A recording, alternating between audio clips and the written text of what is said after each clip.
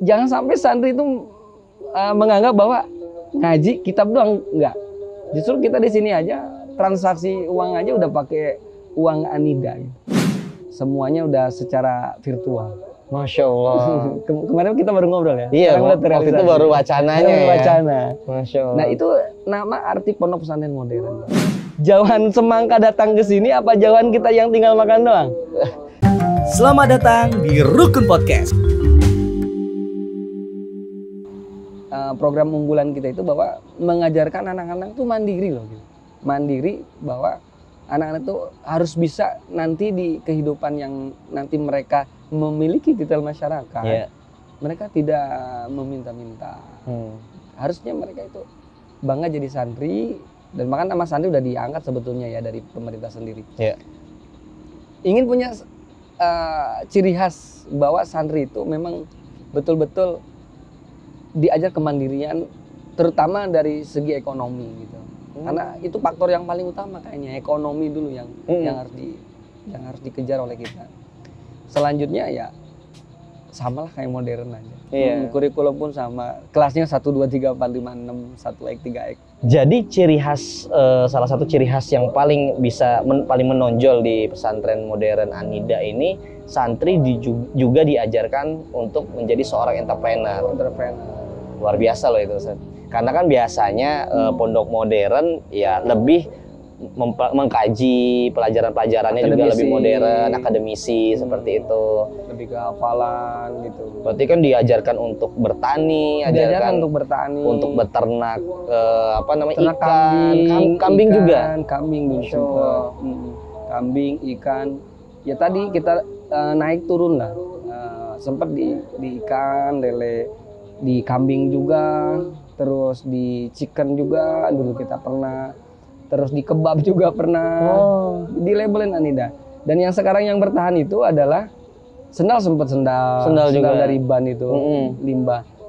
Yang survive sampai sekarang yaitu sabun, karena itu konsumsi santri. Sabun itu nyetak sendiri kita. Oh, sabun nyetak sendiri? Sabun cair untuk cuci piring dan cuci pakaian.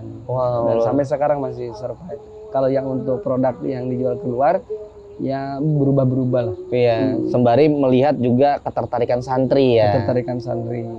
Dan itu diajarkan, sebetulnya banyak yang ngomong, kenapa nggak dibesarkan? Kenapa?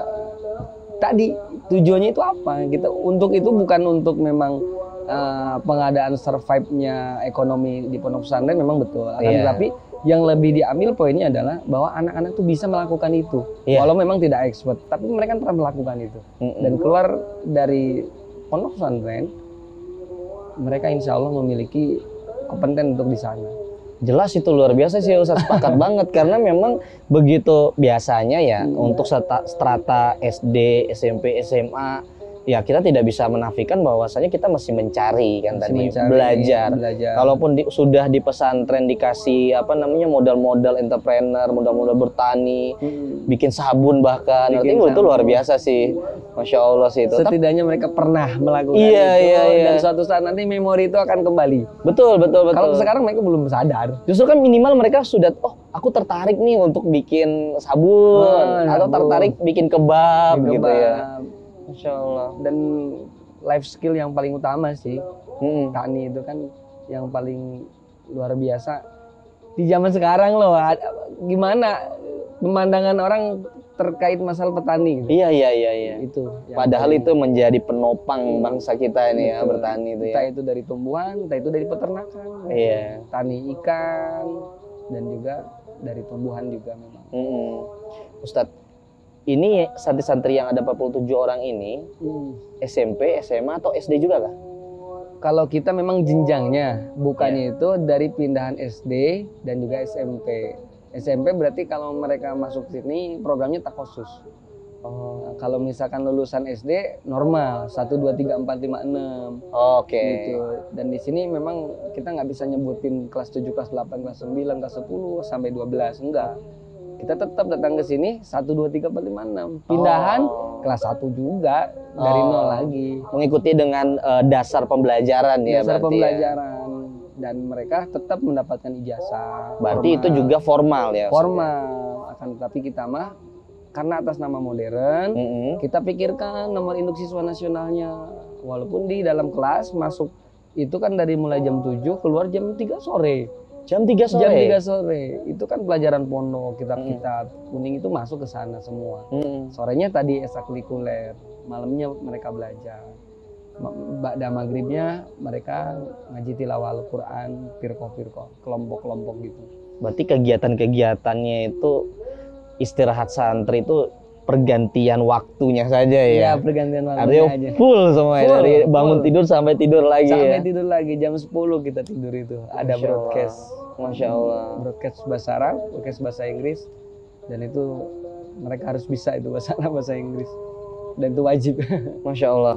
Artinya kan banyak nih Sat, fokus kalau misalnya santri ya, belajar bahasa, Belajar bahasa. entrepreneur juga, Entrepreneur juga. kemudian Hafalan Quran juga. hafiz juga. Hafiz juga. Masya Allah luar biasa. Tapi sejauh mana sih Ustadz dari 47 santri ini melihat dari perkembangan santri-santri lewat program-program di pesantren? Kita lihat perkembangan santri ya, dari mulai tahun ke tahun mereka betul-betul memang zaman sekarang lebih suka praktek lah ya dibandingkan mereka nongkrong duduk belajar gitu. Maka kita ketika dibandingkan belajar duduk terus selayaknya lembaga formal lah ya gitu, itu lebih jauh berkembang langsung terjun. Langsung terjun mereka itu lebih asik. Kayak seperti halnya kurikulum alam gitulah ya, bahwa menghitung luas bangunan mereka kan ikut juga donasi tenaga mereka. Dari mulai luas bangunan mereka tahu. Ada di lapangan juga, dan yang sekarang ada panahan juga kita. Nah itu semuanya kan diajarkan, itu ternyata lebih mereka minati, sukai, dan belajar mengasihkan gitu bagi mereka. Dan keberhasilan ketika evaluasi para asatid ternyata itu lebih unggul. Percaya diri dapat, nilainya juga dapat, alaknya dapat, dan yang terpenting hafalannya juga tetap terkontrol gitu. Masya Allah. Tidak mengganggu. Jadi santri tidak dibuat untuk santri, ngaji. Kita nggak pasif gitu. Kita menginginkan memang muslim itu gitu. Hakikatnya muslim. Jadi orang muslim gitu ya. Jadi santri muslim. Pasif udah gitu. Kayak artian orang yang baru tahu arti sabar, ya udah sabar, ya udahlah gitu. Kita nggak gitu konsepnya, bahwa santri ya harus aktif gitu. Harus jadi apapun itu, apapun orangnya, antum santri gitu. Dimanapun label santri itu akan ada hadir. Dan itu nantinya akan bekal mereka. Walaupun kadang-kadang kita memikirkan nanti mereka gimana ya gitu. Kelanjutannya gimana. Ana sih lebih menikmati bahwa setelah itu mereka akan mencoba di zaman yang memang serba luar biasa, akan menghadapi yang tingkat ambigunya ya, pemerintah aja bingung ya, menindaklanjuti teknologi 5.0 itu ya, yang digagas oleh Jepang, belum lagi adanya metaverse gitu kan, virtual. Jangan sampai santri itu menganggap bahwa ngaji kitab doang, enggak. Justru kita di sini aja transaksi uang aja udah pakai uang anida gitu. Pakai uang anida ekonominya, dan santri memegang kartu, dan itu alat transaksi mereka, bayaran mereka, e-rapot mereka. Orang tua yang memegang bahwa anak saya sekolah pelajarannya ini, anak saya hari ini jajan ini, dan semuanya serba. Itu sudah terkontrol sama ininya. Dulu sempat kita ngobrol lah ya. Sekarang udah ini. Sudah terrealisasi, dan sekarang udah di pembayaran udah secara kerjasama BUMN dengan semuanya udah secara virtual. Masya Allah. Kemarin kita baru ngobrol ya. Iya, waktu itu baru wacananya ya. Wacana. Masya Allah. Nah itu nama arti pondok pesantren modern. Jadi aktif di bidang segala sektor dengan ada dasar agama, bahwa santri itu bukan hanya bisa ngaji loh gitu. Santri harus bisa berkreasi, berinovasi, menyamakan bahwa zaman ini jangan selalu diartikan bahwa ini negatif loh gitu. Kayak internet, gadget lah ya. Pisau berkepala dua katanya kan, negatif dan positif. Nah, kita lebih ngambil poin positifnya di sana, ada dakwah. Sekarang tabir ilmu Allah berikan kepada kita, tinggal kitanya yang menggunakan. Tinggal bersyukurnya kita bahwa mudah loh dakwah gitu. Mudah loh untuk kalau masalah ke depan mereka mau jadi apa kan, kesuksesan kan kita nggak bisa ukur cara kebahagiaan mereka itu kayak gimana, suksesnya itu mereka kayak gimana.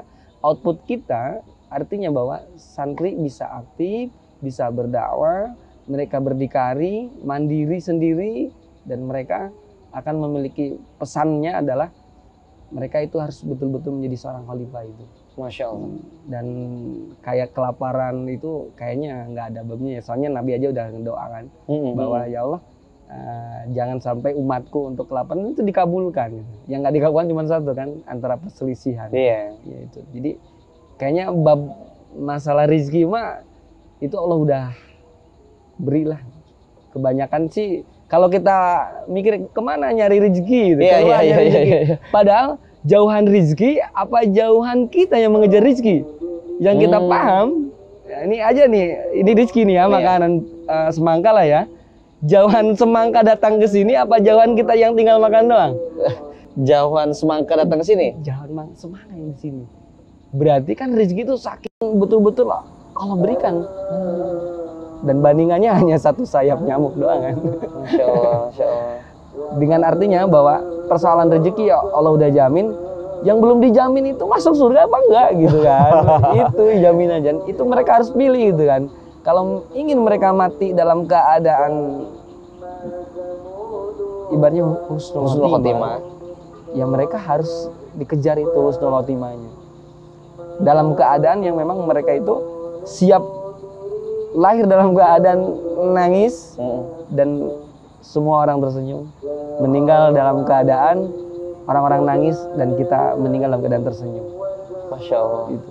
Dan yang abadi kan di sana, walaupun di sini kita wah digubuk lah, capek lah, emang gunanya hidup gitu kan. Gunanya hidup gitu. Insya Allah. Mudah-mudahan santri kita menjadi anak-anak yang soleh, yang sukses semuanya, soleha semuanya. Itu sih yang memang betul-betul value-nya, nilai yang dikembangkan oleh mereka itu. Dan kita ajarkan semuanya.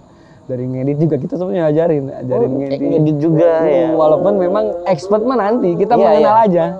Ketertarikan dulu ya Ustaz. Tertarikan dulu aja.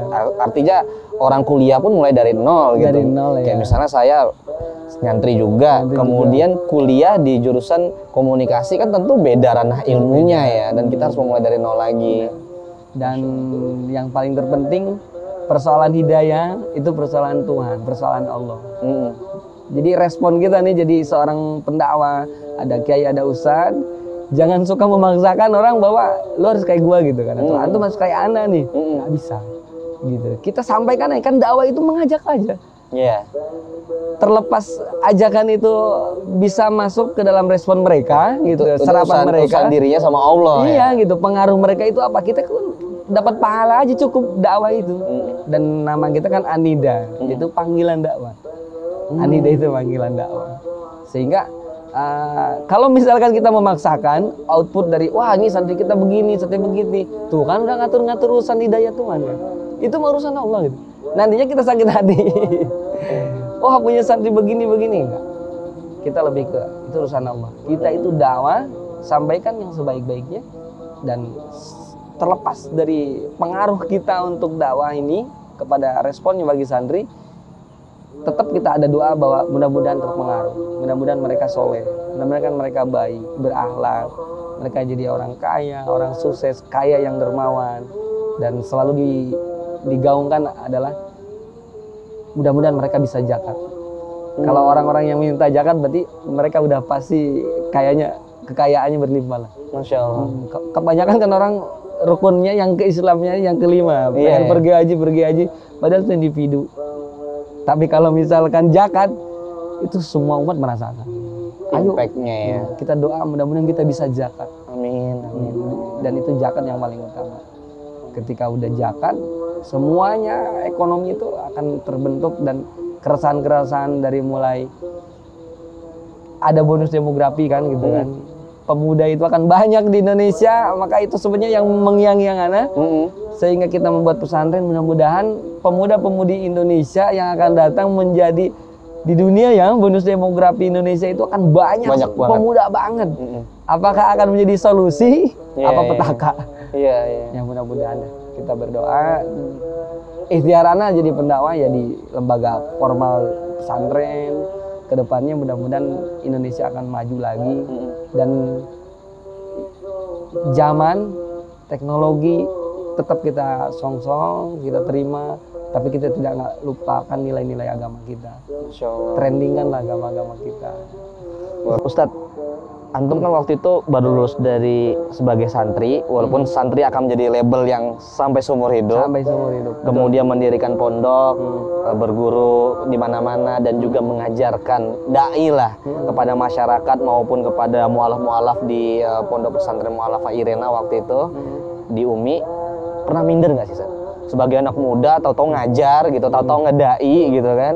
Dengan usia, pasti kapasitas usianya juga banyak yang lebih senior, yang lebih tua gitu. Sangat, sangat minder. Tapi ana ingat pesan bahwasannya, kalau bab zakat tadi ya, Iya. kan kalau zakat ada nisab nggak? Gitu. Iya. Kalau berapa ekor kambing, kalau kita punya harta emas aja. Iya. Kalau dari kita zakatnya, seorang pendakwah, Apa itu? kalau kita punya satu ayat aja harus disampaikan. Dan semuanya harus menyampaikan itu. Jadi minder itu akhirnya ngapain minder? Gitu. Kita nggak ada di posisi yang sama. Walaupun kalau melihat dari posisi paling mudanya sampai saat inilah, walaupun di usia ini anak kayaknya masih cocok masuk SMA juga. Kalau itu enggak juga. Enggak juga. Kayaknya kan memang tua antum kan daripada Iya sih. saya. Jadi lebih tua ana lah ya. Iya dong, anak SMP kan. Jadi akhirnya seorang yang memiliki ilmu sampaikan walau satu ayat. Zakat orang yang punya ilmu satu ayat aja harus disampaikan dakwah itu. Meskipun secara pengetahuan belum mahir segala macam, kalau pengen dai nggak masalah berarti menjadi pendakwah. Siapapun. Dan itu zakat kita punya ilmu satu ayat doang. Harus disampaikan. Artinya berbanding juga ketika memang lagi banyak ilmunya, belajarnya komprehensif, lebih banyak juga harusnya menyebarkan. Iyalah. Dan dakwah itu, ajakan itu artinya nggak, jadi kita masih ke fokus gini loh. Jadi pendakwah itu dai gitu. Padahal dakwah itu kan luar biasa. Dakwah itu bukan itu gitu. Arti dari dakwah itu bukan hanya seorang menyampaikan ustadz, kiai ataupun pendai, enggak. Dakwah itu banyak, dari tadi kan sektor zakatnya, dari sedekahnya, dari foundernya, dia jadi seorang negarawan, dakwah kebijakan. Iya. Dakwah itu banyak. Tangannya tuh bisa berguna untuk Luas lah maknanya luas ya. maknanya. Masya Allah. Tapi artinya kebanyakan sih orang yang mengartikan dakwah itu hanya, wah ya jadi pendakwah, oh ini ustadz, oh ini sebatas loh itu. Padahal dakwah, Anda sendiri mengartikan bahwa, itu hanya bagian kecil gitu. Dan Rasul sendiri mengajarkan dakwah itu bukan hanya lisan saja. Rasul banyak halnya gitu, banyak suri toladannya gitu, uswahnya. Itu sebenarnya yang paling hakiki gitu. Dakwah itu ya memang langsung diajarkan dari mulai akidah dari mulai muamalah, dari syariat, itu dakwah. Kita dilihat, kita berdagang juga, salah satu berniaga sunnah juga, itu dakwah juga. Mereka melihat, oh iya ya, insya Allah. Kalau orang yang memang itu udah dijadikan bahwa setiap individu manusia, artinya wa ma khalaqtul jinna wal insa illa liya'budun. Nah itu aja tujuan hidup yang primer itu gitu. Iya. Kalau makan ya memang primer juga, tapi primer yang hakikinya diciptakan manusia gitu. Allah itu tujuannya apa loh gitu? Hanya ibadah kan. Kalau itu udah dipenuhi, yang kayak gini-gini, ini pakaian kita lah ya, makan. Jadi mindset ya Ustaz ya? Iya mindset. Perlu enggak gitu? Perlu kan ya. Akan tapi ini yang jauh lebih perlu. Yaitu primernya adalah seorang menghamba diri terhadap Allah Subhanahu Wa Taala. Masya Allah. Itu aja yang paling ini. Usia masih muda.